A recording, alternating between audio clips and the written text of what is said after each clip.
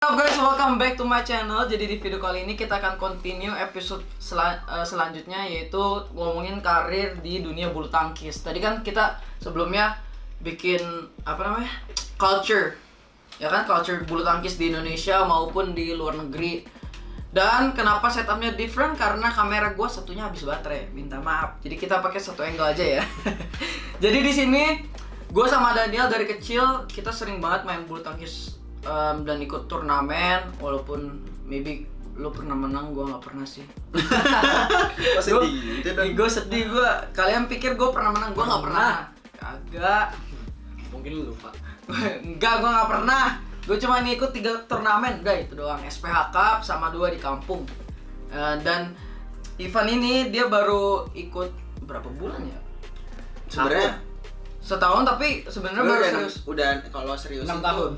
3 tahun terakhir gitu, dari 6 gitu. Okay. Tapi kan baru lu ketemu lu pada tuh pas di tahun berapa ya, gue lupa. Tahun lalu. 2018 dan ya. Gua kan baru 19 ya, 20 ya, 2019. Iya, 2019 tahun lalu, pada Agustus tahun lalu kayak. Oke deh, kita mulai ya.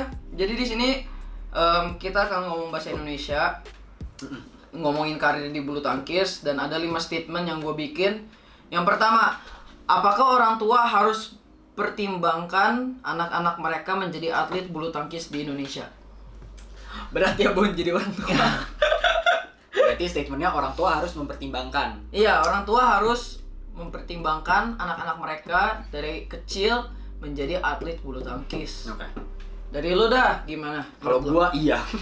Karena gua udah punya rencana adik gue yang kecil juga pengen gue gituin. Pengen gue masukin ke Kok kita sama ya? PB. Dia udah ada bibit-bibitnya. Iya. Karena mungkin karena gue jatuh cinta banget sama sportnya, tapi gue nggak bisa. Bapak gue juga jatuh cinta sama sportnya, tapi dia nggak bisa. Jadi turunin ke generasi bawahnya lagi. Bawahnya lagi ya, Iya. sama keluarga gue juga kayak gitu. Bapak gue pertama ikut pelatnas tapi fail karena beberapa hal. Gue mau ke pelatnas tapi tidak boleh sama orang tua, sama mama gue. Jadi same condition. iya, jadi ya menurut gue it depends. Kalau misalnya maybe your anak punya talenta, why not? Tapi menurut gue lebih penting edukasi dulu kali ya. Iya. Dan ya Setuju. atlet badminton ya boleh, tapi think about their education dulu lah, pelan-pelan, nggak usah kayak think ahead menjadi atlet gitu-gitu. Kalau lu gimana? Gue setuju sih, karena menurut gue juga kondisi olahraga Olahraganya. di perbadmintonan di Indonesia ini tinggi dan saingannya tinggi, tapi susah ya, Bro. duitnya nggak tinggi. Duitnya nggak relatif, maksud gua. Kalau harus bener-bener ditukerin banget, ngerti nggak sih? Iya, karena duitnya lumayan, nggak tapi bisa. enggak. Duitnya justru lumayan. Iya, Tapi kalau misalnya lu pikir bener, saingannya itu. Iya. kayak lu saingan, kayak maybe duitnya menurut kita tinggi, tapi lu lihatlah pemain-pemain basket, pemain bulu Iya. tangkis, jadi Futsal. pemain bola, pemain tenis jauh lebih tinggi gajinya, bonusnya kan lebih tinggi. Makanya beberapa pemain badminton pasti juga mikir kayak gue capek-capek tapi uangnya nggak setinggi pemain-pemain yang di luar ya. Fasilitasnya juga lebih jauh baik di luar kali ya. Setuju. Oke, itu Tapi nomor- lu mau mempertimbangkan. Mau tetap harus dipertimbangkan, anak juga punya masa depannya gitu. So, Iya. jadi kita harus lihat itu Cakep, baik-baik. Mantap. Oke, nomor 2. Apakah edukasi penting sesaat kita menjadi atlet bulu tangkis di masa dini? Jadi, misalnya kan kalau dulu setahu gua, kalian masuk PB apapun, PB badminton, bulu tangkis, kalian nggak masuk sekolah, Iya, betul. ya kan? Tapi sekarang kalian latihan pagi, sekolah pagi, latihan siang sama sore gitu. Sekarang it's much better deh.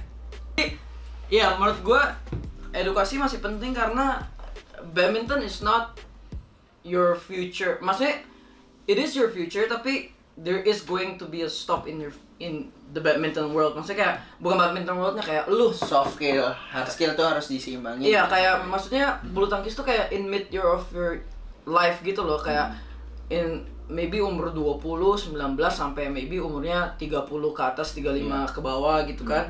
Jadi nggak selama hidup lu akan menjadi atlet badminton gitu. Makanya banyak pemain masih belajar, bikin bisnis, dan pentingnya edukasi ya karena maybe after you selesai bulu tangkis lu nyari kerja ya harus ada Skill. Apa? kayak the university degree kan. Oh iya, apa gelar. Harus ada gelarnya gitu loh. Menurut gua edukasi masih penting banget. Gitu menurut lu gimana?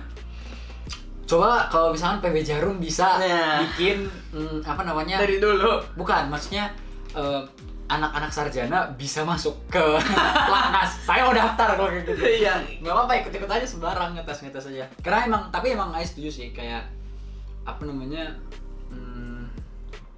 yang tidak, kalau lu bilang tadi kan kayak makanya pendidikan penting banget gitu. Iya. Harus jadi ada kayak backup plan gitu kan.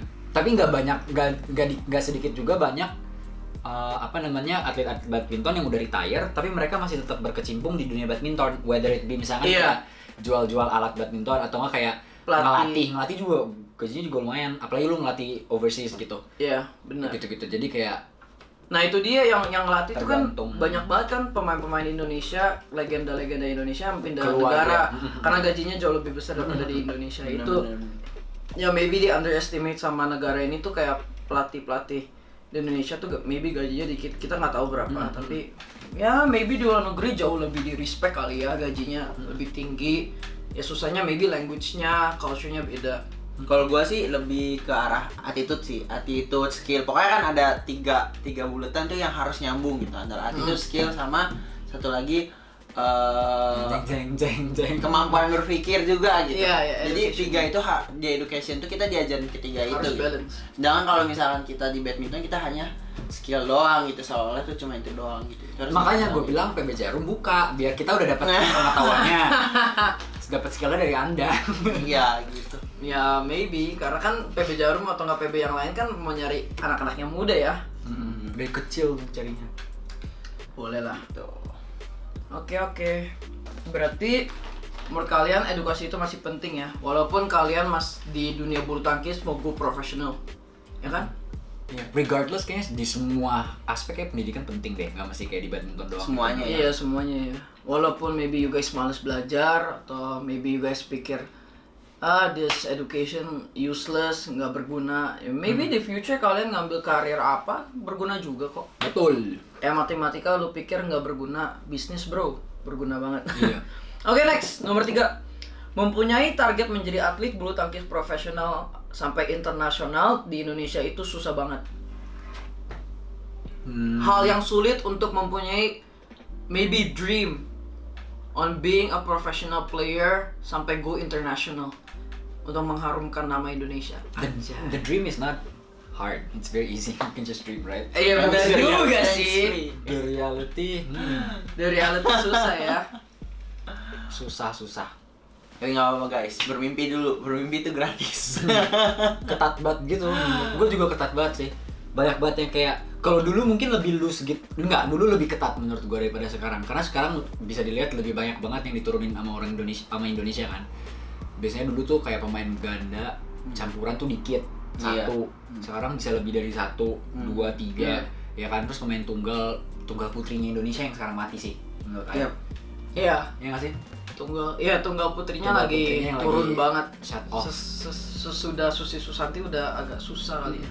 Jadi with that said, menurut I lebih mudah sekarang dibandingin dulu untuk masuk kancah internasional karena lebih banyak yang diturunin menurut I pemain-pemainnya. Ya walaupun kalian bisa lihat lah kalau misalnya kalian ikut badminton kan kayak umur 19 aja udah masuk kayak international competition, dan sekarang banyak banget kayak junior, middle sama Daniel high Martin class. Iya, itu jauh banget man, gue bingung ya. Paling Cek banget emang ya. yeah, your dream is gonna be easy. You're dreaming tapi achieving that need to be kayak ada hard worknya gitu loh. Kalian harus dedikasi untuk maybe you guys sacrifice main sama teman-teman, kalian latihan keras. Tapi kalau misalnya kalian latihan keras ya it's all worth it kalau misalnya kalian sukses di bidang kalian masing-masing. Nggak cuma di bulu tangkis, di bisnis, di semua kalian harus benar-benar tulus. Benar. Very deep ya kita ya. Deep.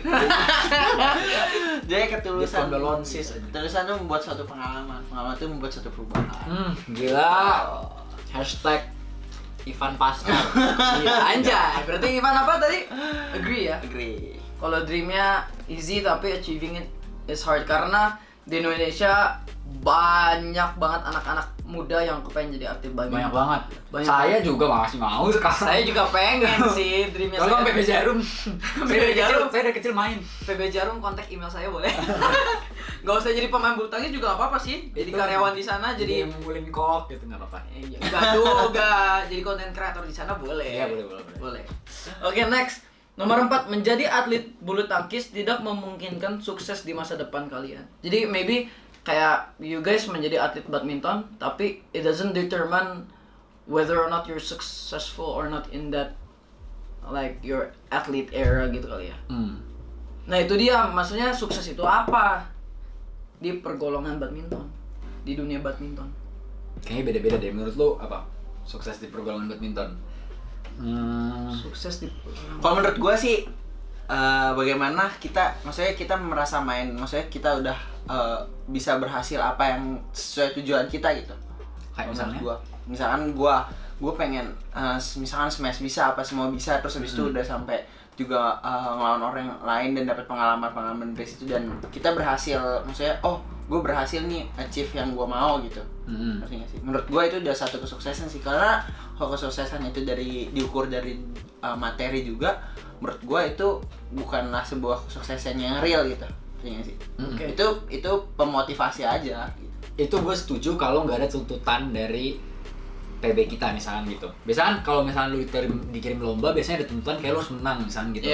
Atau apa. Kalau misalkan gak ada tuntutan gitu, gue setuju sama lu definisi suksesnya itu. Kayak gue juga ya udah cukup gue bisa memperbaiki kekurangan gue udah enough gitu. Tapi kalau misalnya ada tuntutan kayak lu harus dapat medal ini, medal itu jadi target gue. Iya, maybe ada 3 for me. Yang pertama, maybe achieving what you dream, maybe misalnya kayak ya misalnya improving your skills, maybe kayak kan beda-beda, maybe you want to achieve kayak lu mau dapat duit, maybe dari gaji atau menang turnamen, tapi untuk mensenangkan keluarga, itu nomor 1. Nomor 2, maybe achieving dari fans, kayak misalnya fans menang olimpiade, menang All England, menang turnamen apa, itu achievementnya gitu loh, lu sukses di situ. Yang nomor 3, influencing generation ke bawah. Kayak misalnya kalau pemain basketball, LeBron James, Stephen Curry, mereka kan udah influence besar banget kan kepada generasi bawah. Mantap, apakah itu sukses atau enggak gitu? Jelasin, when you're a wordsmith. Dia menurut lu menjamin? Bagus kan? Keren gak? Cara sumpah, keren. Tapi menurut lu menjamin nggak?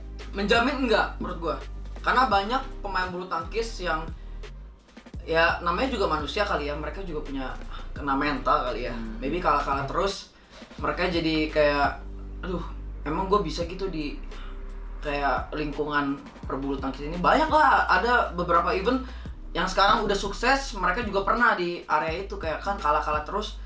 Apa gue bener-bener di tempat sini apakah gue harus di sini di dunia bulu tangkis atau enggak gitu kan. Jadi menurut gue ya nggak determine juga ya lu misalnya lu di bisnis di animasi nggak juga determine whether or not you're gonna be successful in that area. Berarti intinya mimpi kalian udah kesuksesan kalian. Anjay, boleh. Alay banget dah lu, baik kok. Iya, alay banget anjir. Yang penting sih itunya apa namanya? Ya, your hard work and ya doa terus aja sih menurut gue. Betul. Achievement is what your target is. Oke, last question ya. Maksudnya last statement yang kita akan ngomong tentang karir di bulu tangkis. Ini banyak banget orang, bukan di bulu tangkis doang. Enak jadi atlet bulu tangkis, dapat sponsor, kaya raya, jalan keliling dunia, kerjaannya cuma latihan, main dan maybe you dapat duit karena hobi. Kalian setuju atau tidak?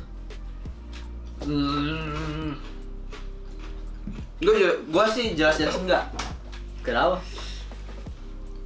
Gue lebih ke definisi enak. Jangan nangis. Nangis dia kayak. Jangan nangis. Melankolis. Gue lebih ke definisi enak dan gak enaknya. Iya. Gua karena enak gak enaknya itu semua pasti begitu, ngerti gak sih? Semua pasti mungkin orang lain, oh iya ya ini karena sebuah permainan, ngerti gak sih? Iya. Karena gitu. hobi lu jadi kerjaan Oh, lu. iya. Gitu. Iya, tapi menurut gua enggak, karena itu usahanya latihan itu mungkin kalau kita ada yang pakai otak, ada yang pakai fisik. Nah, tapi kan kalau badminton lebih ke fisik nyampur lah. Cuma iya. otak kan fisik pendukung utama kan gitu. Iya. Nah, gitu sih menurut gua. Ya menurut gue juga sama sih, enak nggak enak, sama-samanya gitu. Kayak misalnya apakah enak menjadi atlet bulu tangkis? Ya enak aja karena kalian happy untuk kayak kerja dapat duit dengan hobi kalian, kayak misalnya Betul. e-sports, kalian suka main game, ya kalian dapat duit dari main game gitu kan, enak. Keliling dunia enak, tapi target lu keliling dunia itu ngapain kan, turnamen men, bukannya jalan-jalan. Ya jalan-jalan cuman punya 1-2 hari doang gitu Istilahnya kan. kerja juga lah. Karena itu kerjaan, bukan untuk main-main gitu loh. Jadi menurut gua ya enak nggak enak jadi atlet bulu tangkis, ya dapat sponsor, tapi dapat sponsor juga ada targetnya kan dari sponsor. Itu kalau dia, nggak betul. diturunin. Itu yang pengen gue ngomong. Sebenarnya menurut gue kayak kalau pressure-nya nggak gede, which is rarely the case, pasti Iya. pressure-nya gede banget. Iya. Itu gue bakal seneng-seneng banget. Tapi kalau enggak ya gitu, kayak dicabut apalah sponsornya apa gitu macam-macam. Jadi pro kontra. Pro kontra. Oke, berarti ya maybe bisa enak bisa enggak ya jadi atlet bulu tangkis. Iya. Yo, So that's it for this episode untuk karir di dunia bulu tangkis. Maybe pendek tapi very meaningful. So next episode kita akan ngobrol tentang gameplay. equipment. Wah, seru banget tuh kayaknya. Itu seru Kayaknya banget. Jadi lebih panjang. Nggak So tahu see ya. you guys in the next video. Jangan lupa Oke. subscribe, like, comment juga di video ini. Thank See you, bye. you.